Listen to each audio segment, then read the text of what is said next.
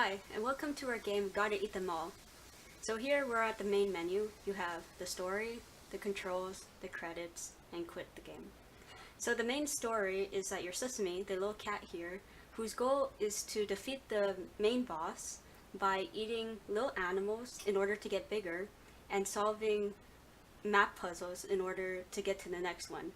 By eating some of the animals, you gain their abilities, which helps you solve the puzzle.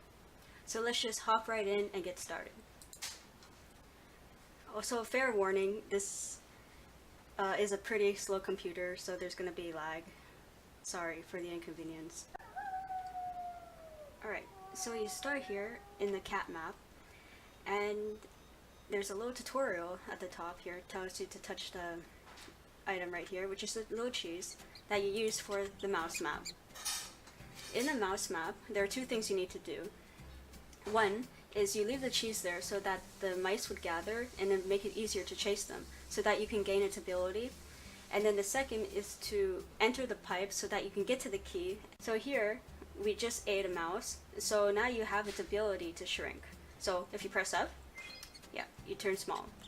So now you can enter the pipes and get to the key. Once you have the key, it opens the lock in the pipe in order to get to the next map. So I'll just show you. Okay. This is the pipe that you enter, and at the end of the pipe, it'll unlock the next map. It uses lily pads, and obviously if you fall into the water, then you start to lose health. So in this one, when you encounter a frog, and it sees you coming, it'll pick the next lily pad to try and get away from you and flee. Oh shoot. Okay, so as you can see, the health is going down. So now that we've eaten a nice frog, we can jump. Not very high, but enough that we can jump onto lily pads. So jumping is a passive ability, meaning that you have it for the rest of the game. Okay, so in this next map here is the rabbit map, and what the player probably is not aware of is that they need to put these 3 carrots right here into that little section over there, and they can move it. So now we have put all of the carrots together and the fan is now gone. So we can go after the bunnies now, and once you go after the bunnies, you gain its ability to jump higher, which allows you to get those eggs and to open up the big carrot so that you can get to the next map. You catch a rabbit, and now you can jump high enough to go after the egg. Here we go. Okay, and see, now the carrot's gone, so here we are. This is the next map, which is the wolves and the skunks. Here, by pressing the right mouse button, you're able to sprint, which can get you away from the enemies a little bit faster. And it's also used to lunge at the enemy when you're allowed to attack them.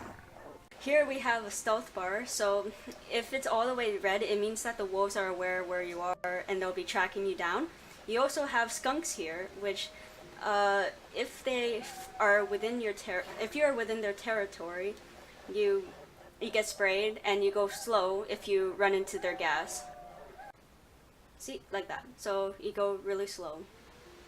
The only way to attack the wolf is to wait until you use your spray.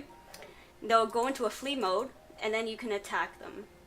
So once you die, you're spawned back to the beginning of the wolf map, like this, and you can start over again. So the point of the game is not necessarily when you die, but it's just to keep going until you've beaten the game.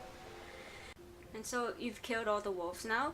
So the next map will appear around here, and you must go to the doorway in order to activate it. So this is going to be the last map. It involves the tiger, which is the boss and is what Sesame has been aiming to be at since the beginning of the game. So here we go. Here's the boss. And now he's just as big as the tiger, so he's going after him.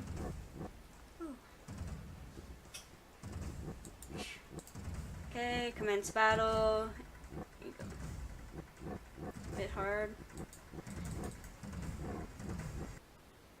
And yep, that's our game. Sorry again for it being a bit slow, but I still hope you enjoyed, and thanks for watching.